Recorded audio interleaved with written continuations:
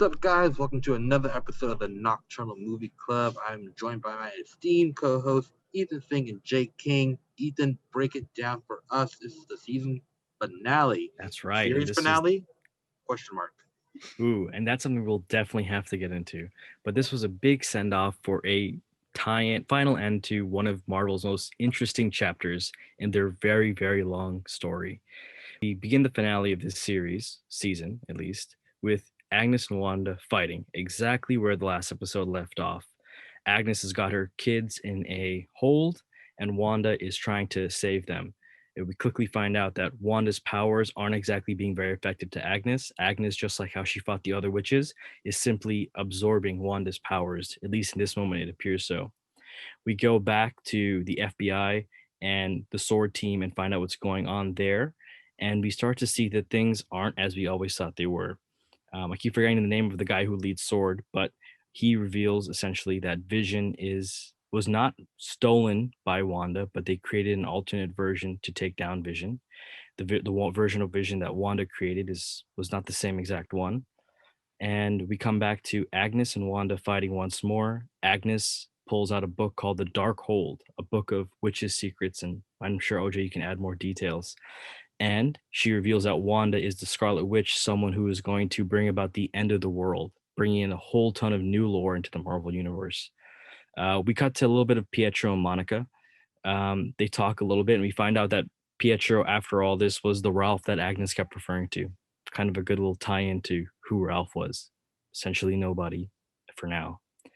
And then while Agnes and Wanda are fighting, Agnes tries to egg Wanda on, and we see that all the townspeople are coming out of their illusion, and they're all very angry towards Wanda, or if not angry, scared.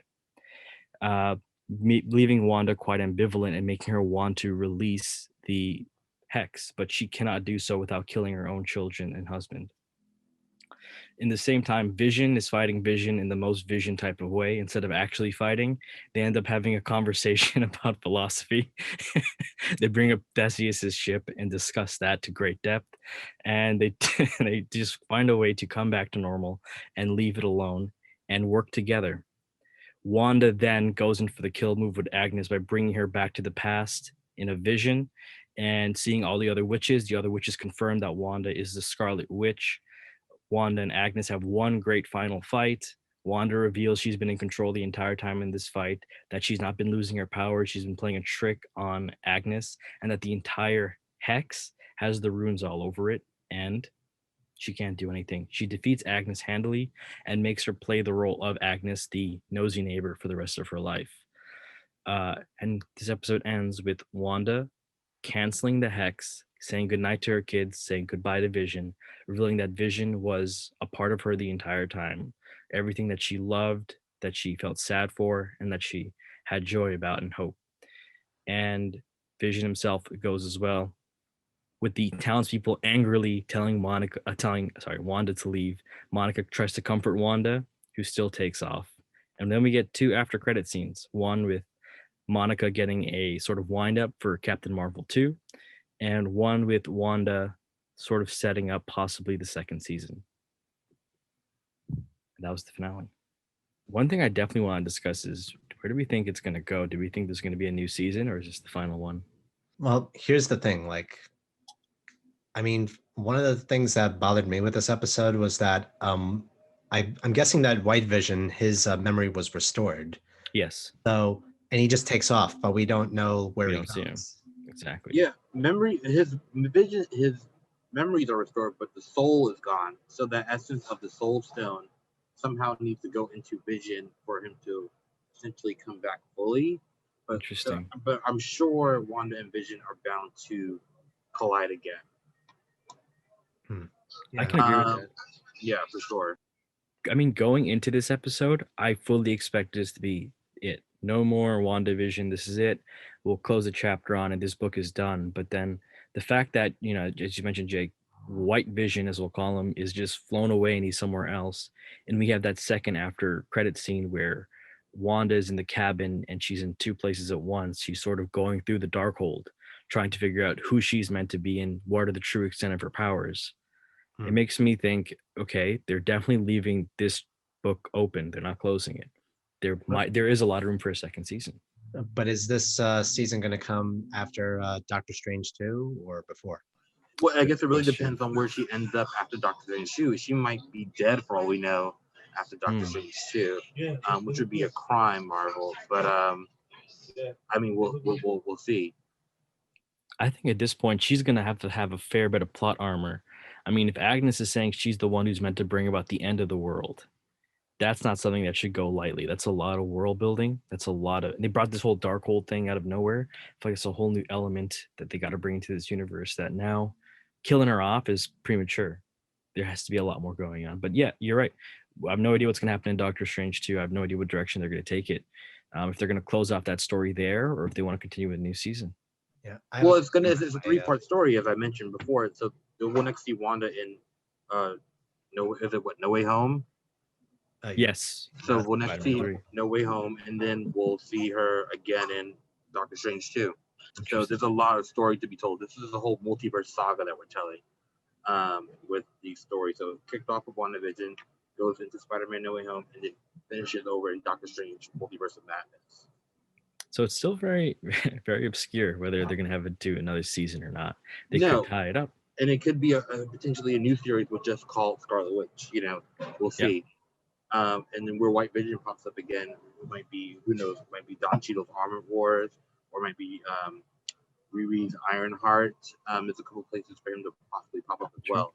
So there's a few options here.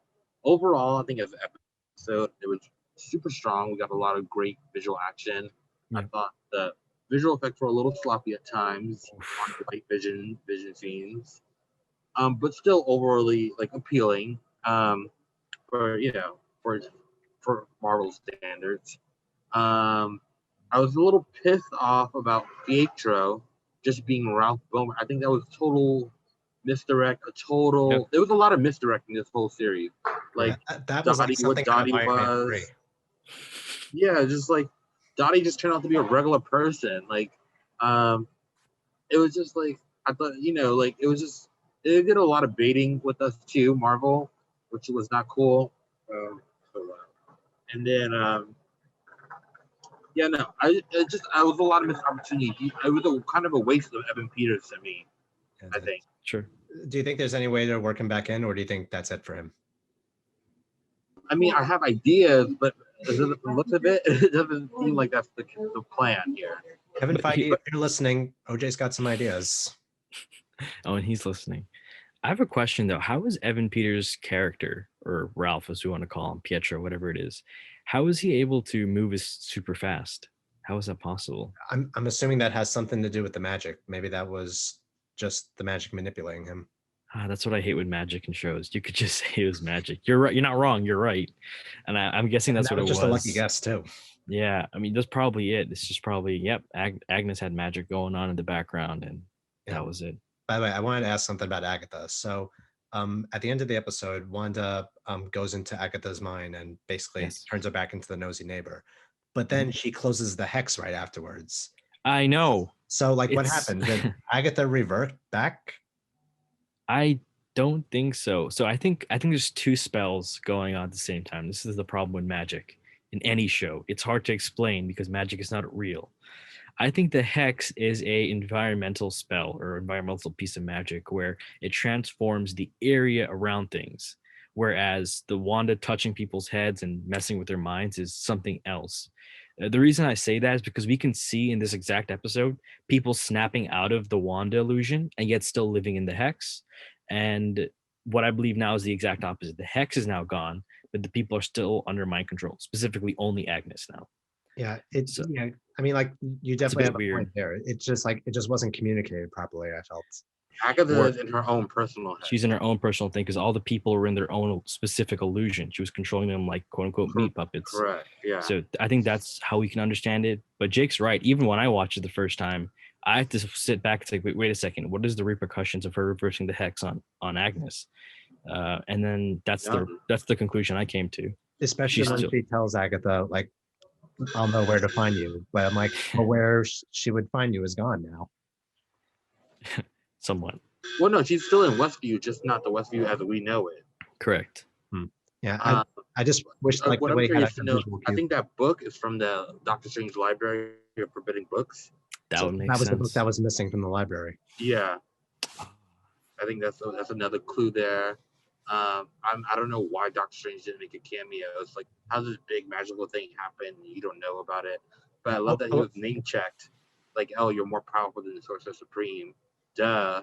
So I didn't. was that the Luke Skywalker cameo? I didn't. Just in Oh name. right, I forgot about that. He teased Luke big white Luke Skywalker cameo. Like, so much baiting on Marvel's part. What else was? Yeah, I wanted. There was so many. We got the nod to the twins though. Mhm. That they're somehow stuck in some kind of hell dimensions. What I called.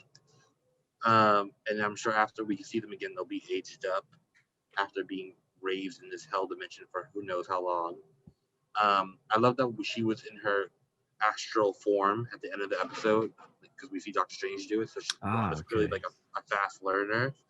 And I love that her astral form automatically goes into her like WandaVision costume, which is awesome. I love like the glowing crown. I thought that was neat. Her new costume is effing phenomenal. The best MCU costume I think ever. There's a lot of great takeaways, although they didn't fully deliver.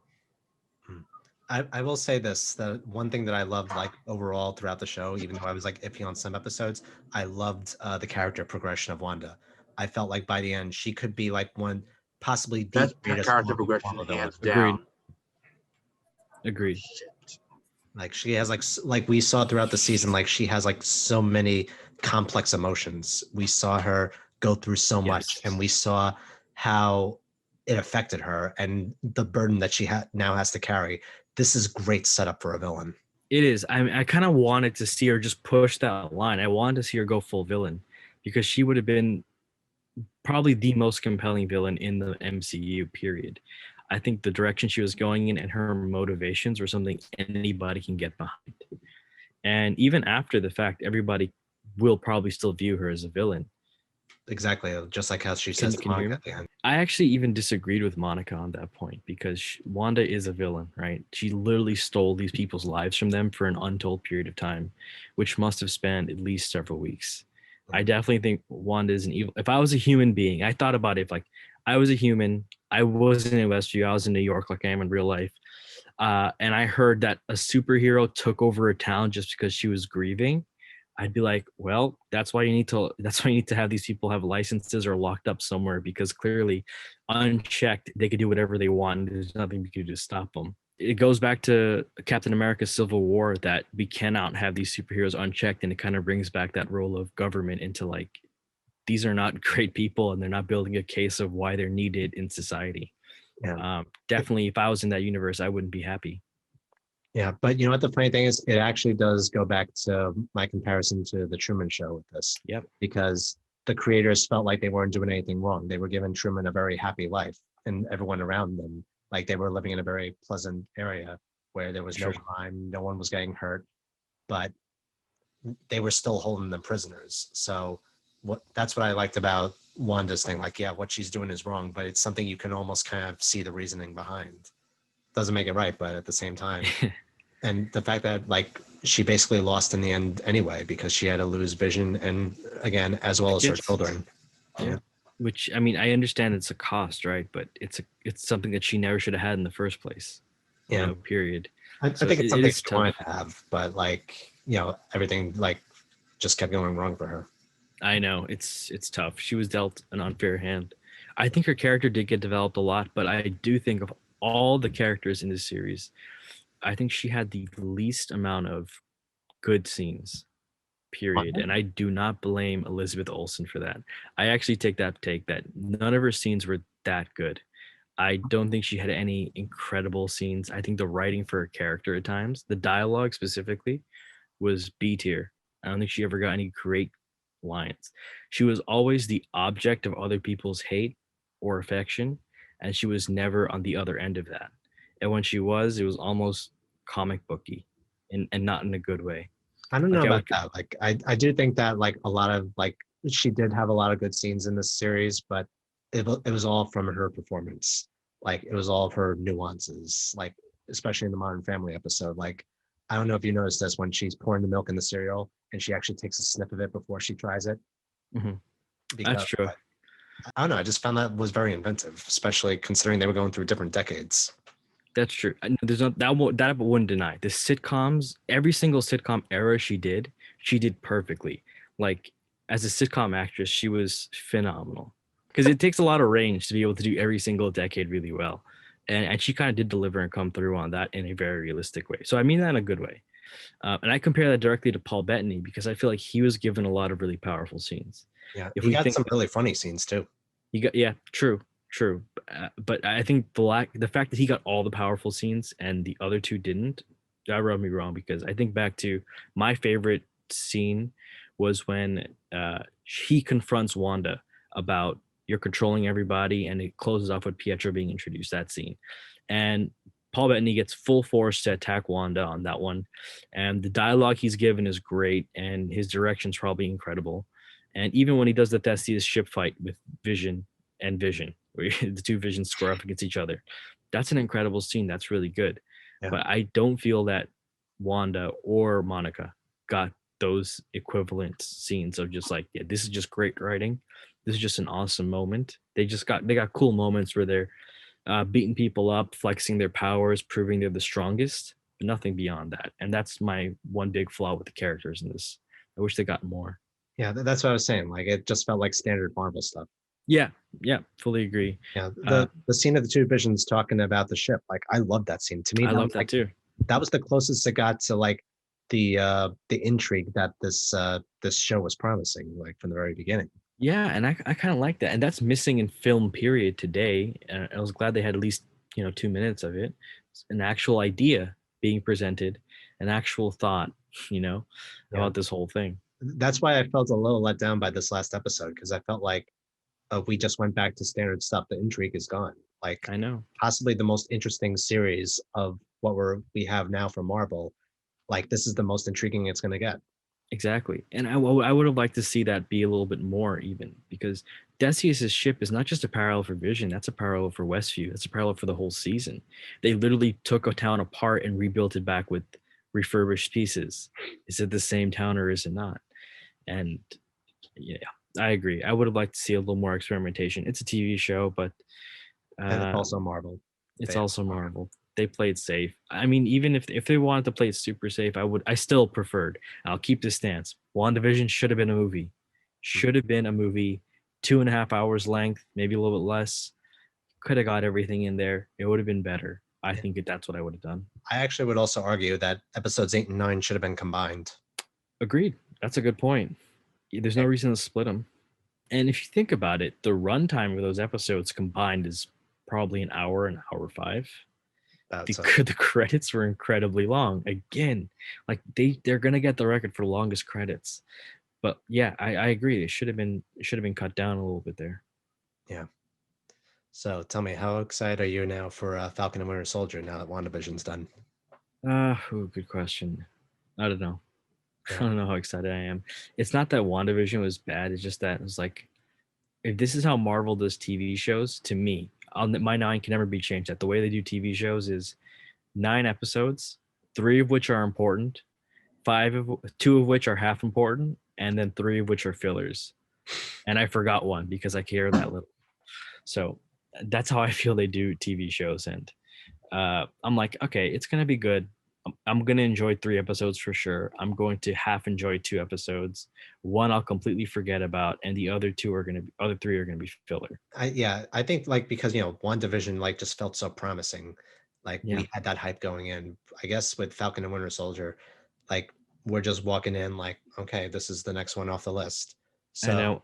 I think if all the episodes are like that and it doesn't have that intrigue that WandaVision has, like maybe we could coast through it just fine.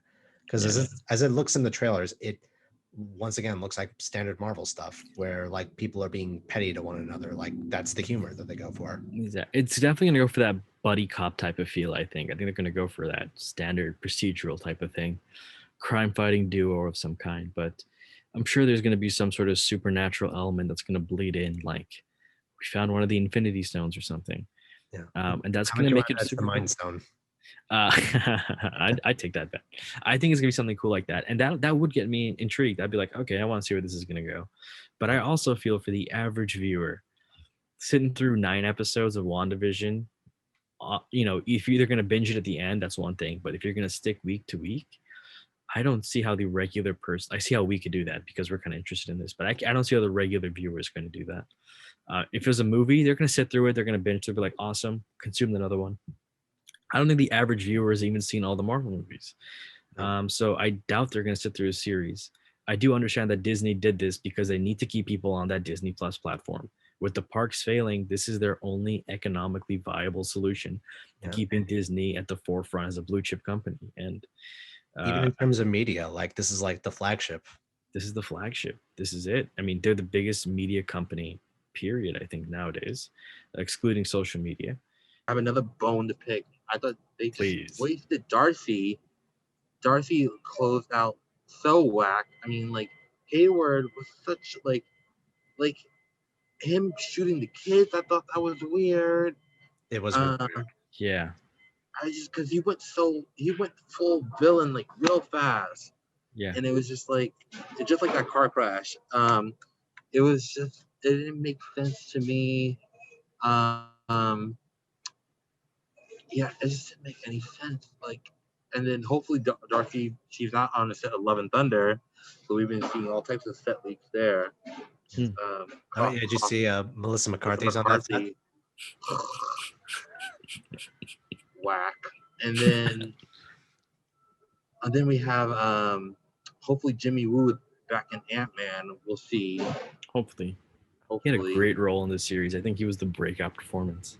He was. And then we'll see about if Monica shows next of Captain Marvel or she's in the Secret Invasion show.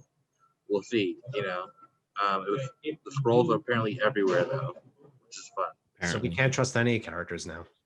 No, everyone might be a scroll. Yeah, or be affected by magic. There's so many new rules to this universe. Yeah. So it's like, did that make Monica a mutant now? Like, what? I don't know. I guess you're right.